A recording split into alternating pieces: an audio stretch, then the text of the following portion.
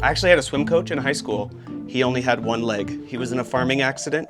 He was a really fast swimmer too, and he only had one leg.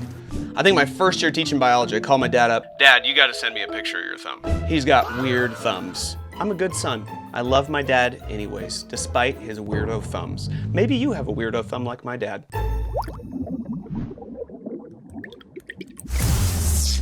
Redeem Academy. What is up, Science Squirrels? Johnny here with Redeem Academy. I'm here to help you get the most out of your education while giving God all the glory he deserves. Today is day 2 of our unit on genetics, and today is all about genotypes and phenotypes. My goal today is that you walk away knowing what those two words mean. Here are the 3 things that I'll be covering today. I'm gonna be going over genes and chromosomes and reminding you of what those things mean. We talked about them in our DNA unit. We'll be going over Mendel's pea plant experiment. Pea plant. And we'll be talking about the stuff he learned from that experiment and how it relates to genes. And then we'll be applying some terms to the things he learned. And we'll be talking about genotype, phenotype, dominant, and recessive. We're gonna start working those things into your vocabulary. Big question today from our notebook: what's written inside the cell eventually shows up on the outside? Genotype produces phenotype. What inside things in a person tend to show up in their actions? And if you're new here, you can get a notebook at redeemacademy.org. All right, so we're gonna start with a little review today of what we learned in the last lesson about this handsome monk named Mendel. Mendel had an extreme fascination for pea plants, and he crossbred pea plants. So in one example, he takes wrinkled pea plants that only come from other wrinkled pea plants that are only known to ever produce more wrinkled pea plants. And he breeds them with round pea plants that only ever come from round pea plants that can only ever produce round pea plants. And so these are called purebreds. And he breeds them. And he ends up discovering what he calls factors. And so the male, in this example, has 2 of the small factors, so we call him little r, and the female has 2 of the big factors, big R. And so this really strange pattern that Mendel discovered is if you crossbreed these, they always just produce round ones. And so in our little thing that we watched, the dad gets really mad because none of his kids look like him. But then Mendel did this really interesting thing he did inbreeding. So he took 2 of the children and he had them breed, and then when the children have babies, look what happens. One of the babies comes out wrinkled. So the parents are like, what? How did we have a wrinkled baby? Their wrinkled baby looks like grandpa. And so you learned about the fact that this little r from dad and this little r from mom, they were able to produce one baby that has little r. And so we look at their letters here and we see one baby comes out big R, 2 babies come out big R, and 1 baby comes out little r. So Mendel did thousands and thousands of experiments with pea plants, and he figured out this very strange trend, and he came up with these ideas that he called factors. Well, now I want to remind you of genes and chromosomes, because much later on, scientists discovered what inside of cells was carrying those factors, and you've actually already learned about all this stuff. So I'm going to take the knowledge you have from the last unit and Mendel's factors, and we're going to put them together today. So here's some more review. A chromosome is an entire chain of DNA along with a group of stabilizing proteins. You may have seen images showing DNA trapped inside a chromosome, sort of like this. This is not how chromosomes hold their DNA. If you were to unravel a chromosome, you would see that it's made of a thread, sort of like a spool of yarn. Zoom in again and you'll see that fiber is a collection of protein orbs called histones, which are wrapped with a string-like structure. Zoom in on that string and you'll find that this is the chain of DNA. Okay, so remember that you have chromosomes, and chromosomes are made of chromatin wrapped around histones, and deep down inside, it's DNA. It is extremely long, millions of nucleotides long, and often contains hundreds of genes along its length. Remember, if you stretch out all the DNA in one cell, it's 6 feet long. In this image, we're looking at a chromosome in its condensed, yarn-like form, but chromosomes are only packaged tightly like this when a cell is reproducing. This structure helps with durability as the cell is splitting in 2. For most of a cell's life, however, chromosomes exist in a loose, noodle-like structure along with other chromosomes safe inside the nucleus or centerpiece of a cell. Here is a photograph of an entire set of human chromosomes taken from a cell right as it was getting ready to reproduce. Your genome, the entire collection of genes that help make you who you are written across 23 pairs of chromosomes. That's 46 altogether. With very few exceptions, each cell in your body contains its own full copy of your chromosomes, your entire genetic code. One member of each pair of your chromosomes came from your mother, the other came from your father. If you were to examine the two individuals of a pair, you'd find that for the most part, both contain the exact same genes in the exact same locations. Now check that out. You have genes on chromosomes. So genes are sequences of DNA, but when your chromosomes are condensed up, your genes are in specific places on chromosomes. So that brings us to today's notes. A gene is a location, a region on a chromosome. Okay, number 3 over here, a specific sequence of DNA found in a certain spot. A certain spot on a chromosome is a gene. So there's kind of 2 ways to define a gene. You can define a gene as a sequence of DNA. That's how I defined it in the DNA unit. Or you can define a gene as a location on a chromosome. So genes are found on these guys that you're already familiar with called chromosomes. Now, these 2 letters that Mendel called factors, we now know those 2 factors are actually genes. They're the 2 genes that the P's have for the trait of being round or wrinkled. And so we no longer call them factors when we study genetics. We now call them their genes, or we call them their genotype, which is just their type O genes that they have. And when the always round P has babies with the always wrinkly P, they pass on one of their 2 factors because they pass on one of their 2 chromosomes. Now you learned about this when we studied meiosis. When dad makes sperm, he gives his kids only half of his chromosomes. And when mom makes an egg, she gives her kid only half of her chromosomes. And so one of her genes, let's say it's the big H gene, and dad gives his kids only one of his genes, let's say it's the little h gene, and so the kid gets a big H, little h, or a big R, little r, one from each parent. And the traits that we get from our parents, we call this our genotype, or our type of genes that we get from our parents. Okay, and so I'm going to write big H, little h over here, and this is your genotype, which you can remember as your type O genes that you get from your parents. Okay, and so the 2 genes, which we're going to redefine that just a little bit and call it an allele in a second. The 2 alleles, or genes, that a creature gets for a particular gene, just remember it as type O genes. That's your genotype. It gets a little more complicated because a gene is actually not the different shapes or the different letters, but it's actually just the location. And so the fact that there's different kinds, the fact that you can be big H or little h, the fact that there's variations, we call those alleles. And so if you think of the word allele and the word gene being basically the same thing, you're in pretty good shape. But an allele is actually the big one or the little one, and a gene is actually a location. Okay?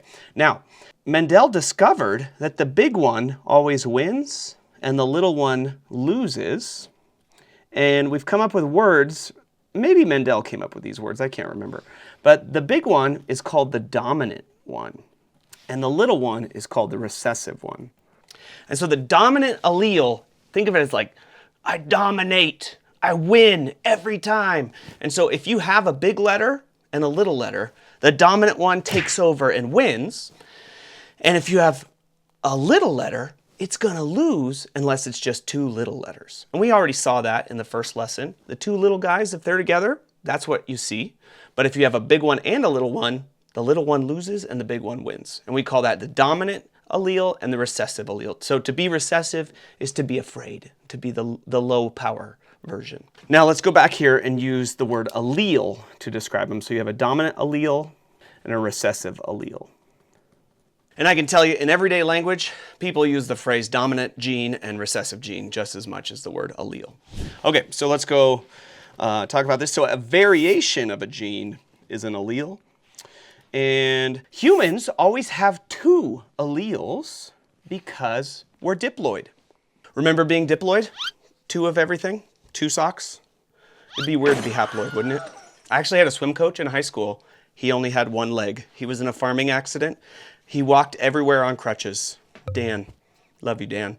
And he only needed, he got two socks for the price of, or the need of one. I don't know how you would say that, but he was a really fast swimmer too, and he only had one leg. I love Dan. We used to have a shirt that said, "Swim like Dan is chasing you." And he was this crazy swim coach. He always walked around everywhere on crutches. He had a fake leg, but he never wanted to wear it. I don't know why I'm talking about Dan, my swim coach with one leg. But Dan was haploid, but most of us are diploid. Okay, and the reason we have two alleles for everything is because we're diploid. Dad gave us an allele and Mom gave us an allele. Because Dad and Mom both gave us 23 chromosomes, and so we're diploid individuals walking around. Okay, so diploid. Did not realize I was going to be talking about my one-legged swim coach for that.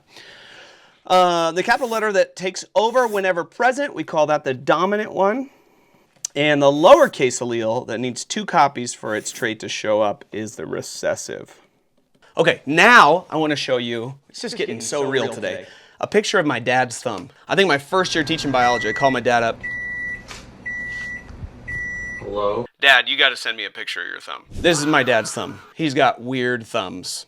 Okay, I have a normal thumb, like a normal person. My dad has what's called hitchhiker's thumb. I still love him. I'm a good son. I love my dad anyways, despite his weirdo thumbs. Maybe you have a weirdo thumb like my dad.